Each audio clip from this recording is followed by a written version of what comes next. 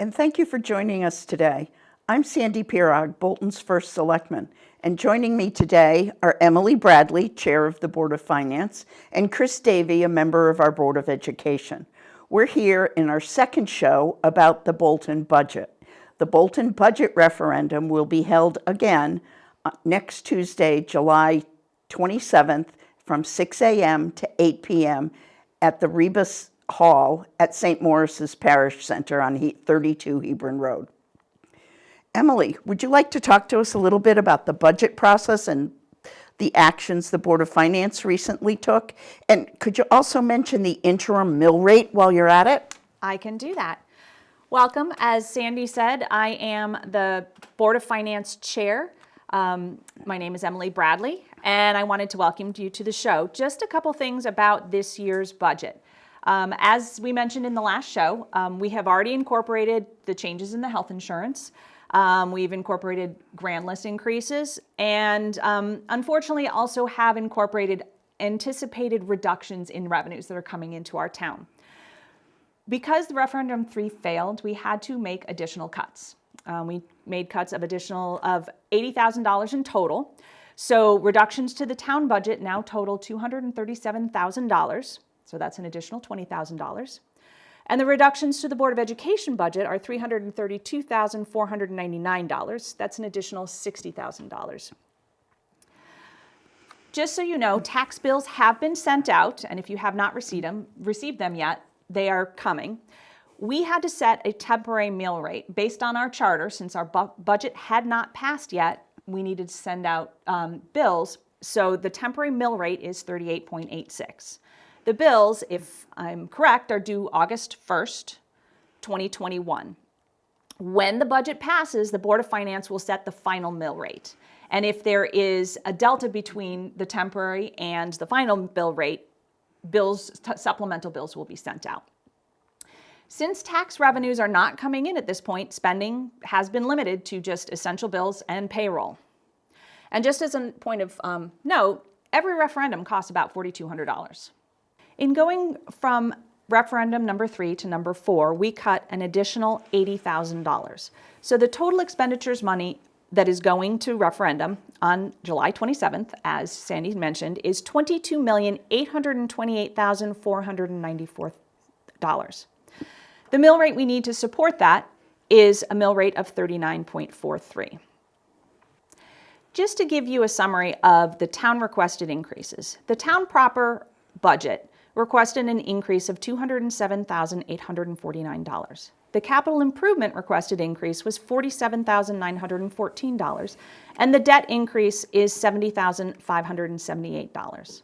So the total requested increase across the 3 town budgets is $326,341. As of right now, the Board of Finance has reduced their budgets by $237,000. Debt can't be reduced. Debt is our debt, and we have to pay that. Capital improvements by charter must be at least 1 mil, or $450,000. The town proper includes contracted salary and benefit increases that cannot be cut. So the Board of Finance reductions will have to be made from the capital improvements and from regular services. To review the Board of Education requested increases, contracted salaries and benefit requested increases, $338,000.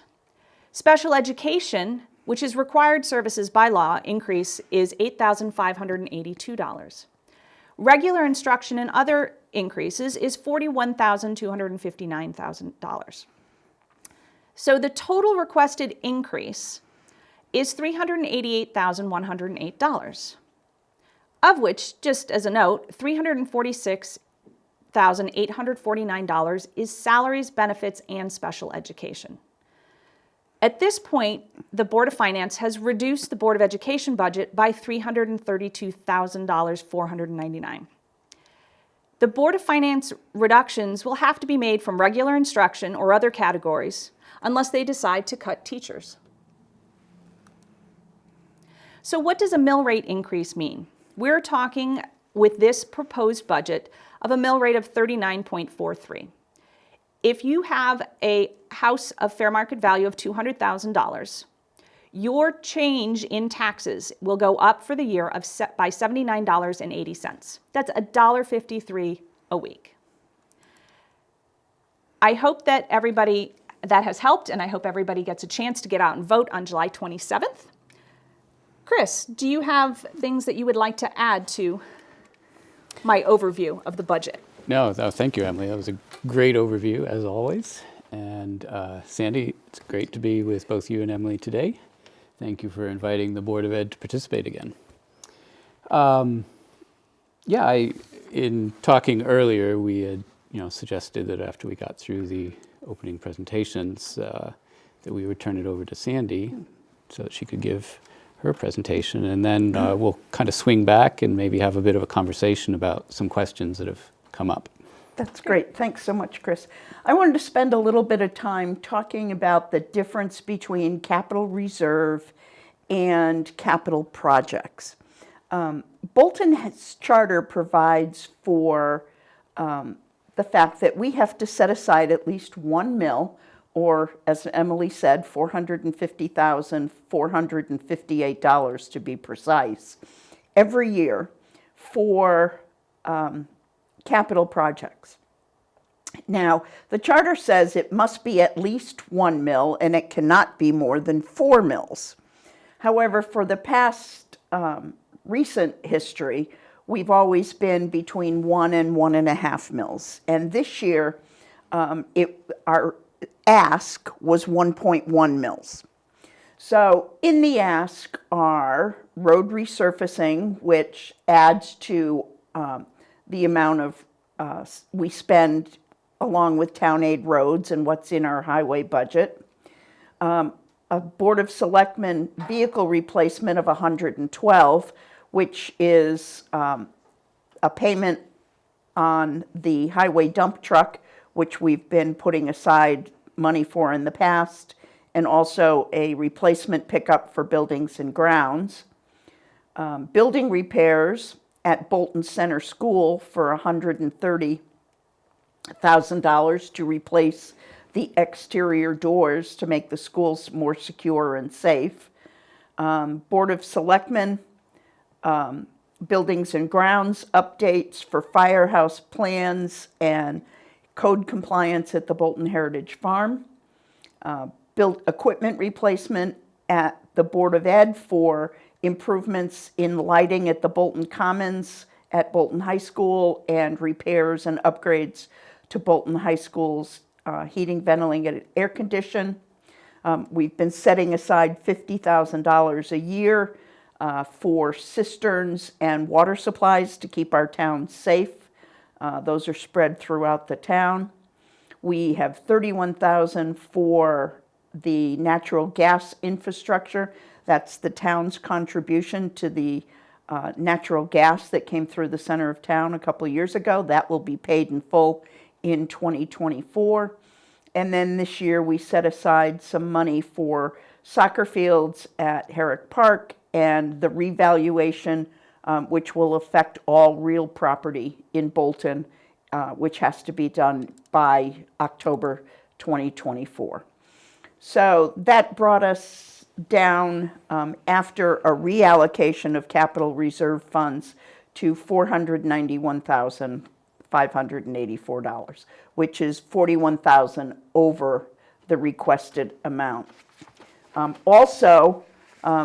We also have some lesser expensive capital expenditures that we had originally planned. One was the library conference room renovation, and the other is continuing a window replacement project at Bolton Center School. And those last two projects aren't eligible for going in the capital reserve because they're under $15,000, which is our max. So there's also, a lot of people have noted that there's a lot of other projects that are listed in the capital plan. Things like fire truck replacement, town hall renovations, a school roof, and of course I'm shuffling paper here. And those items are not in this year's capital plan. They are items that are intended to be brought to a referendum and will be bonded. So you as a taxpayer will have an additional time to come out and vote for or against those projects. We do hope you consider them, and we will be providing additional information on those. But it's only the $491,000 that is currently in this budget that you're asking for. And Emily, you mentioned the savings on insurance. In the past, we had been part of we, the town and the Board of Ed, had been part of an insurance consortium of a bunch of towns in eastern Connecticut, and we were able to increase the size of our insured group to get better rates. Unfortunately, for a lot of business reasons, that group fell apart this year. So we renegotiated on the town side and on the Board of Ed side with our unions and have joined the state partnership plan. And that has taken our health insurance costs for our employees from an increase of, on the town side, of over $200,000 to an actual savings to the taxpayer of $130,000. So that's a pretty big swing for 130 employees. So we did a lot of work, and we're very grateful to our unions on both the town side and the Board of Ed side for working with us to help provide better coverage for them and more savings for the taxpayers. But Chris, I know you've had some questions posed to you. Do you want to share them with us, and we'll see how we can get them answered? Sounds like a good idea. Yeah, but just before we jump into that, if I could kind of follow up what you were saying about the insurance, because, and it actually relates to one of the issues that I've seen raised online. Some people suggesting that the town should do a better job at negotiating with our contractors, or should work harder to find savings. The insurance issue, I think, is an ideal example of the town working to find savings and to do what's best for the taxpayers. The CT CHIP insurance cooperative that you mentioned that we used to be in, that came about thanks to the work of our superintendent and former town administrator, who put that together, went out to other towns to try to see if we could band together and get some savings for our healthcare. And if I recall correctly, when that came about, it realized considerable savings for the town from our previous health insurance plan. In my 8 to 10 years in town government, I've seen that example repeat time and time again. I really am convinced that our administrators on both the town and the Board of Ed side really are working overtime to try to save the taxpayers money. But let's jump into some of the other questions that were raised. The first one, if you'll allow it, is about schools. So a few people had asked whether smaller school buses or fewer school buses running around town picking up kids, if we could look into that as a way to realize some budget savings. It's a great question. It's one that has vexed the Board of Ed for any number of years.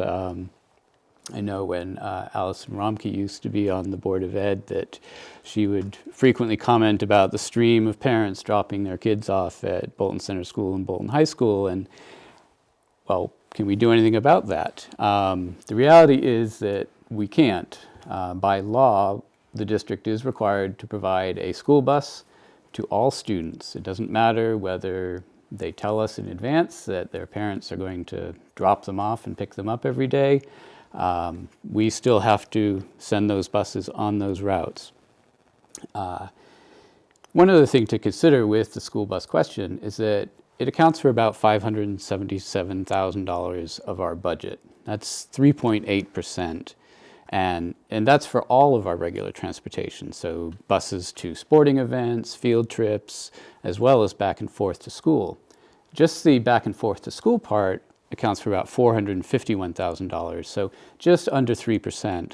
So yes, $450,000 is a lot of money, and we want to make sure that we're getting good value when we spend it, but it's not a terribly big pool of money that we can go after to find huge savings that are going to lower our budget on the order of hundreds of thousands of dollars. Let's see, another question that we had involved the $500,000, or at least it was posed, that the schools are going to get a $500,000 choice grant. Could we not use those to cover the Board of Finance cuts? So first off, the amount that the Board of Ed is projecting to receive from choice next year is around $376,000. It might actually come in less than that. Our enrollments through the choice program are running a little behind what we would hope at this point in the summer. But even if we have a full $376,000, those funds are already allocated to items that are not in our regular budget. For example, Bolton students, by law, can choose to attend Bolton High School, Cheney Tech, Rockville VOAG, or any of the magnet schools that are in the area. And we do have some students in town whose families elect to go that route. We have to pay, Bolton has to pay tuition for those students. And the tuition for those students comes out of our choice funds. Each year it eats up about 30% of our grant. We also fund 1.5 full-time equivalent positions at the high school through our choice grant. That accounts for about 50% of the overall grant.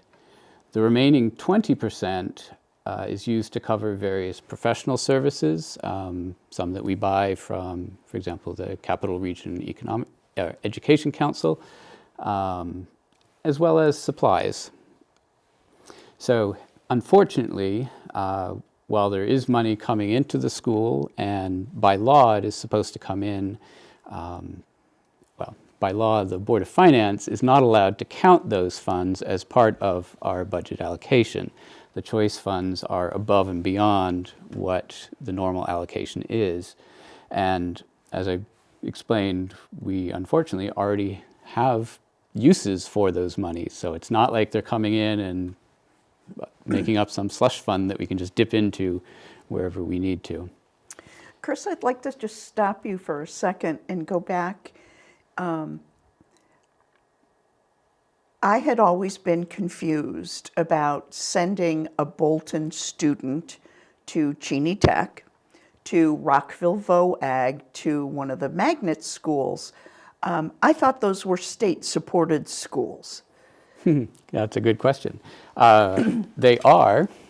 They do receive state funds, most of them. I believe all of them do. But those funds don't cover the tuition of students from each town or from the sending towns that go to those schools. So the practice, I don't know how far back it goes, but certainly for a long time, the practice has been for those schools to charge the sending town's tuition to help make up the shortfall in what the state provides. Thanks. All right. So if we can, I guess another question that several people seem to have a bit of confusion about online related to, are we approving a fire truck? Are we approving $2 million for the field and the track, or for a new field and track at the high school? As Sandy, you've already explained, it doesn't include those things. But why do we even list them in the budget document? Well, the reason we listed them this year is that we have a long list of items that we are going to have to fund through bonding. And in order to bring awareness to the taxpayer.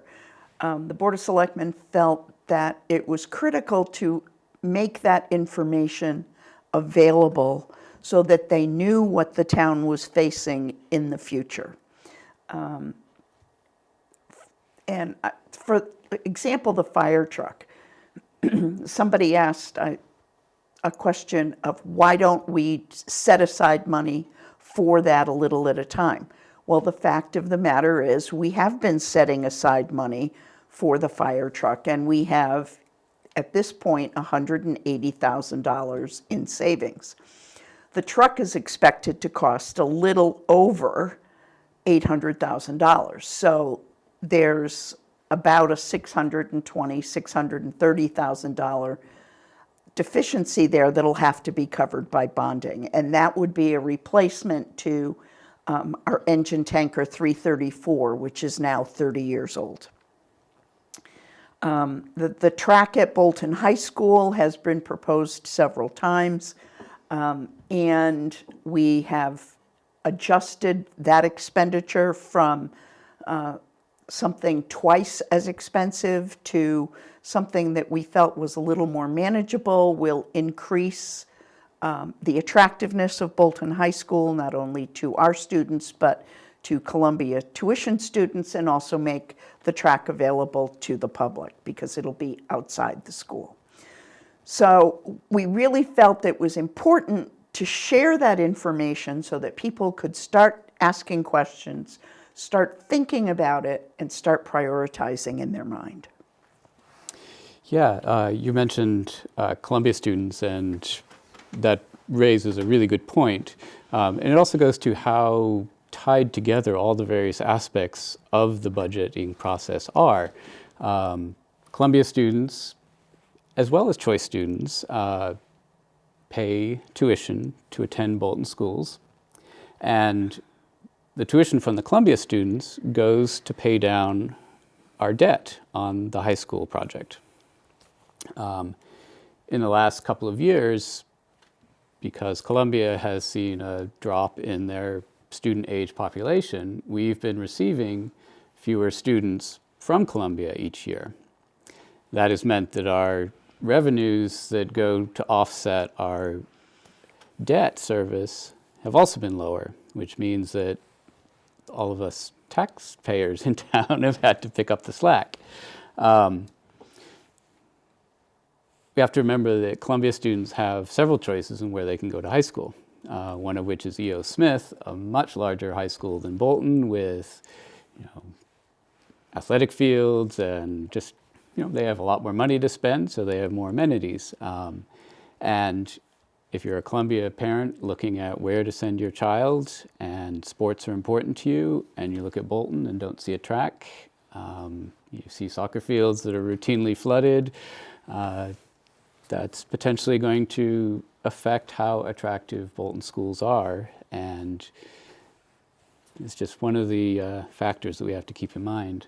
So that showcases how having this item on our capital improvement plan, the soccer field enhancement and the track, is going to help draw more Columbia students in and bring more revenues into our town. Right. So again, all interconnected and important that we plan ahead for those things. Mm-hmm. Yep. All right, Emily, let's have a question for you.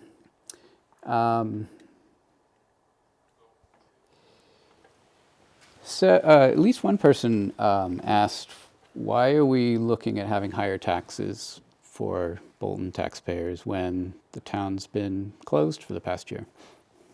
Well, as far as I can tell, the town hasn't been closed. People are still working. But they've been working virtually, just like everybody else. People have been working from their homes, dialed into their computers, trying to provide the services to towns.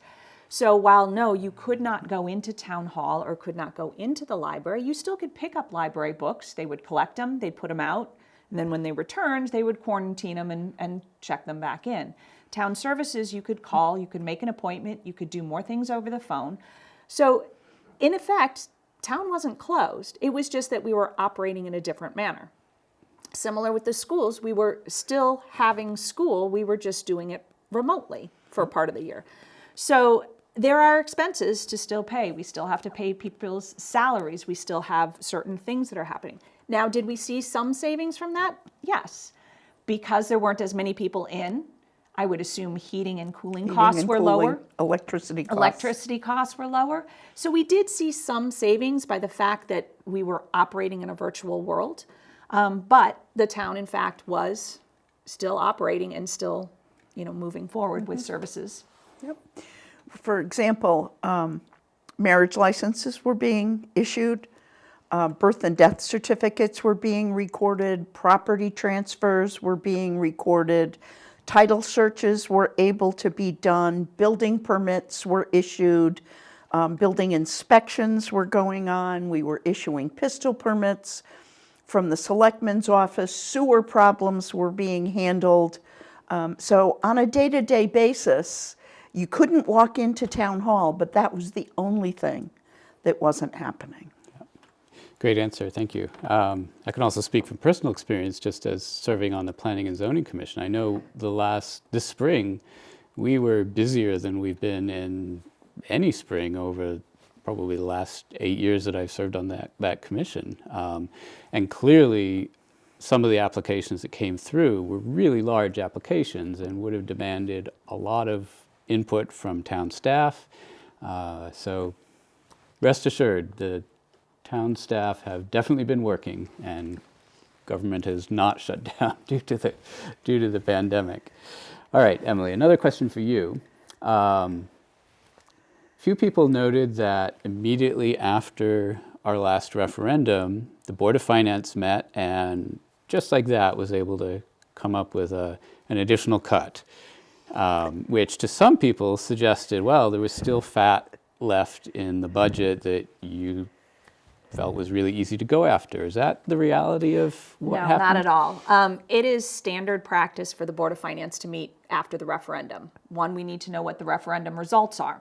And depending on the results, we have to do one of two things. If the budget passes, we need to set the mill rate. And if it doesn't pass, we need to determine what we're going to do and make additional cuts.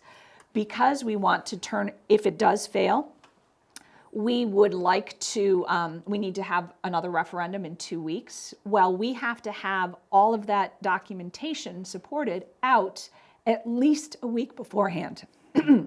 Excuse me. So there's a very short amount of time that we have to be able to deal with some of these issues. So it is standard practice that after a referendum, the Board of Finance meets. And like I said, we do one of two things. We either set the mill rate because it passed, or we determine what the next steps are. So in terms of, we were able to, just like that, cut another chunk of money out of there. It was a long discussion. We had very thoughtful discussions as to what do we think we could cut without huge impact to towns and education. And they were tough conversations. And there was disagreement among the board as to how large a cut we needed to make. So the board was very thoughtful in what we talked about, the numbers that we proposed, and we all came to consensus, by vote, as to what the next step would be and what cuts would be made and to which of the budgets. Yeah. And as you mentioned in your opening presentation, with the cuts being as deep as they are on both the town and the Board of Ed side, we are looking at quite possibly Board of Selectmen, Board of Ed having to make cuts to programs, possibly to staff.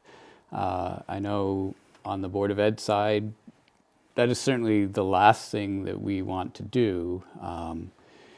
But given the magnitude of the cuts, it's a reality that we may have to face.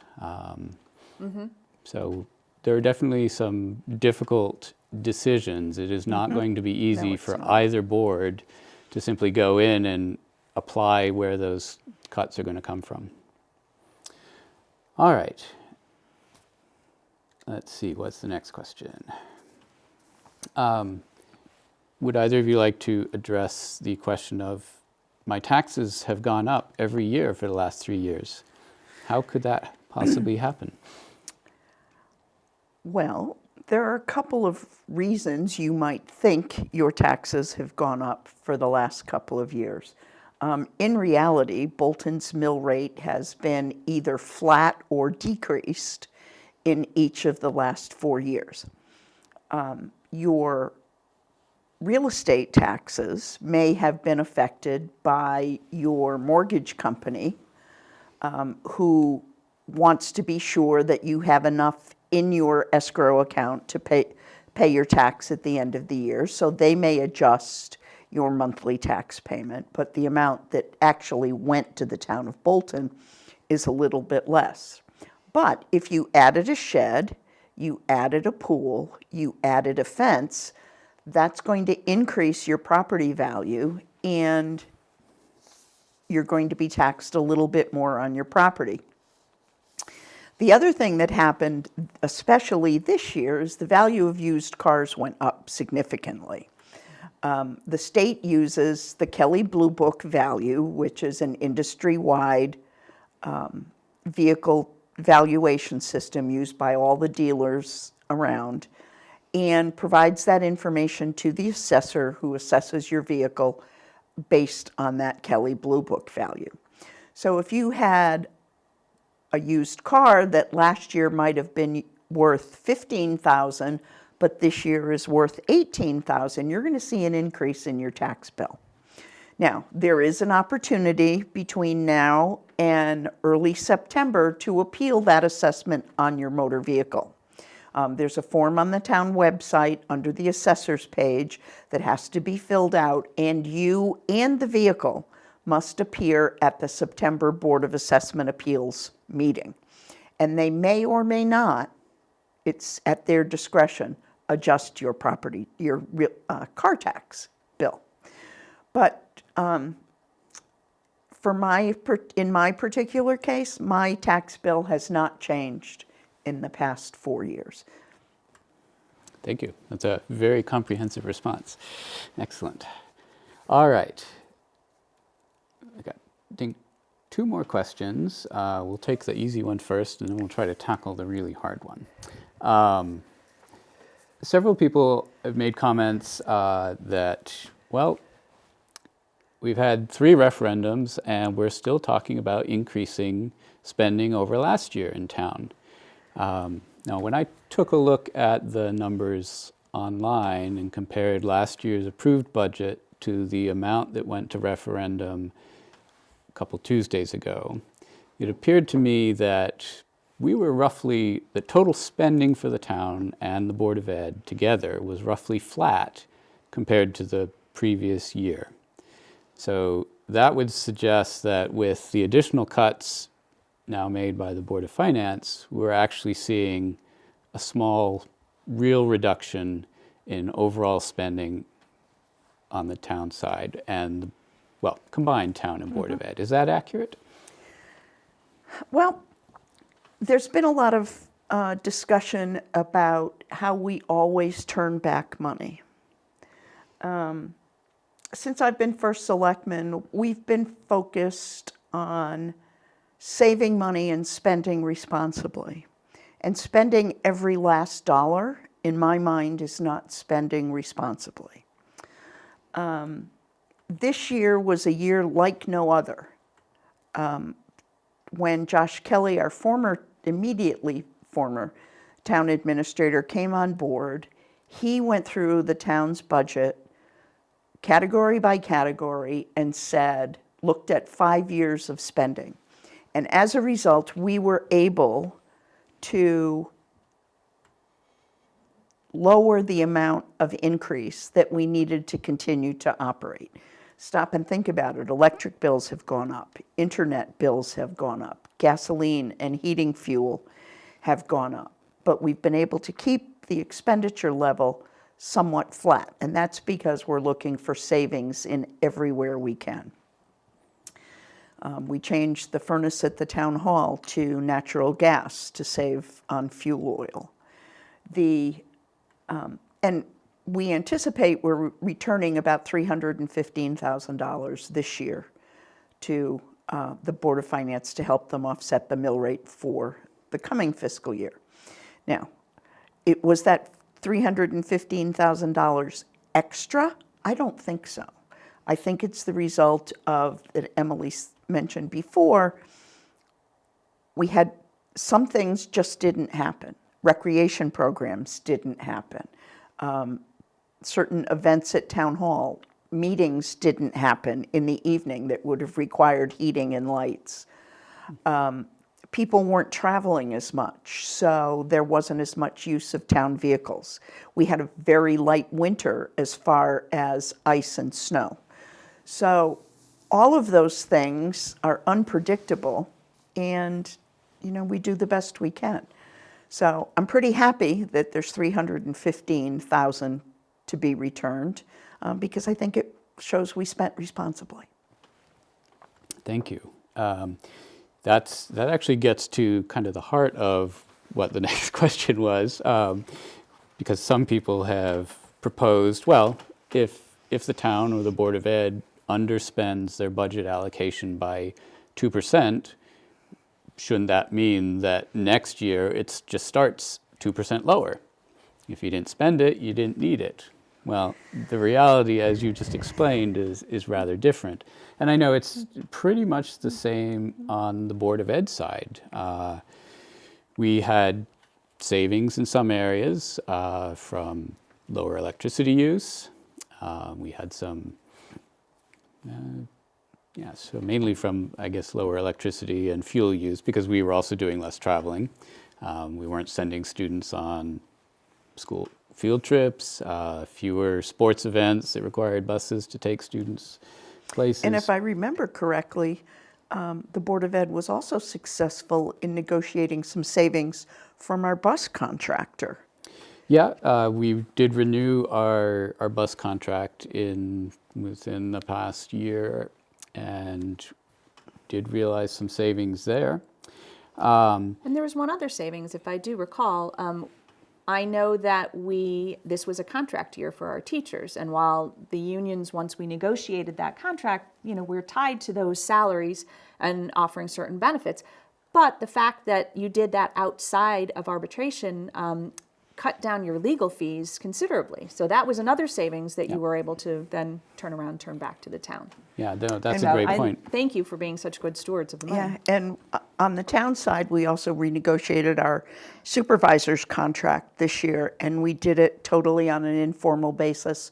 So we avoided arbitration and legal costs on the town side as well. Yeah. So it's been a very good partnership, negotiating with the town and the unions to keep our spending very responsible. Still, it is the case that between the town and the Board of Ed, we're probably looking at around $800,000 from last year's budget that wasn't spent. The bulk of that is from the Board of Ed.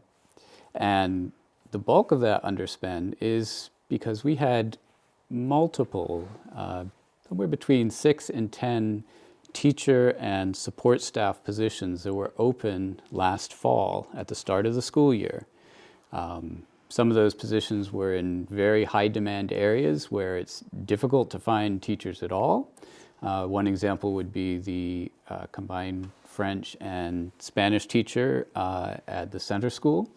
Finding someone nowadays who can teach both languages is very difficult. They're teachers with that skill set are in very high demand and pretty much have their choice of where they can go teach.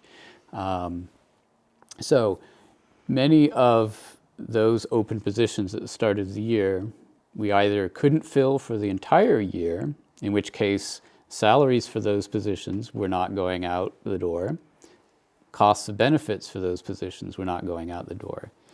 Some of the positions we filled partway through the school year. So we had some savings, and those taken together added up. Now, just because we didn't spend that money last year, because we didn't have the teachers and the staff in the building to actually spend on, doesn't mean that the need for those positions simply evaporated. If you have a high school math teacher who takes a job elsewhere, that's an example of a position that is high demand, can be difficult to find, but you can't simply say, oh, we're not going to offer calculus, or we're not going to offer advanced math courses at our high school.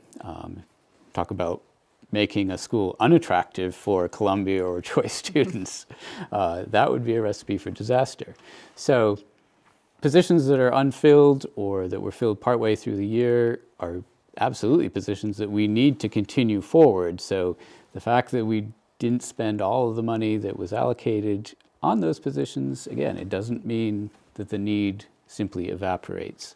The reality is, if we had been able to hire at the beginning of the year, the amount that we turned back at the end of the year would have been far smaller, which means that the amount we were asking for from the town would have been all that much larger, because it would not have been offset by the funds that were turned back by the Board of Selectmen and the Board of Ed. Thanks, Chris. That was a great summary. Well, one question came to mind to me while you were speaking, and that is, why do we pay taxes in Bolton only once a year? The fact that taxes are paid once a year is determined by the Board of Selectmen.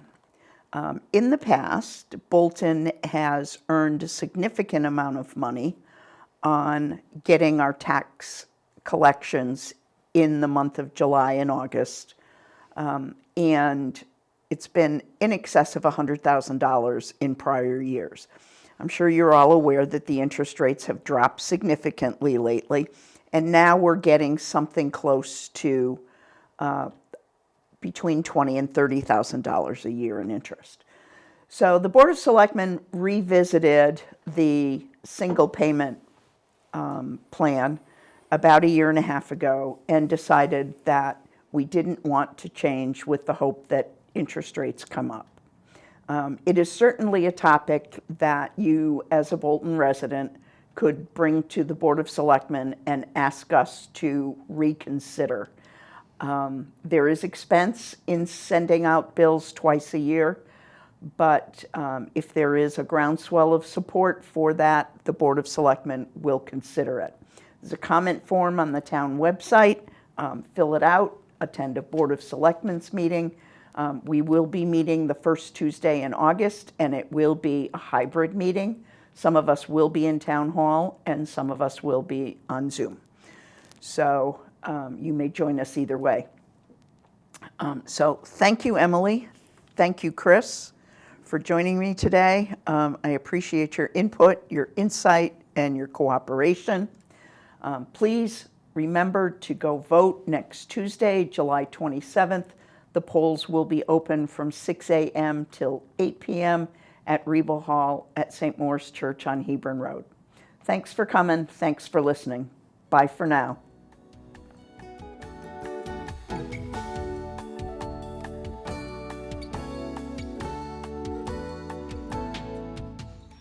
Hi, my name is Andrew Broneal. I'm the chairman of the Board of Education. I come to you alongside Sue and Chris, and also with Sandy and Emily. We've heard the town, we've made deep, significant additional cuts, and we are struggling to maintain our current level of services. After the year of COVID that we've had, education really can't afford to take any more cuts. We've been cut to the bone. We want everybody to go out next Tuesday. Thank you for your time, and as whatever your opinion is, just please go out and vote. Thank you.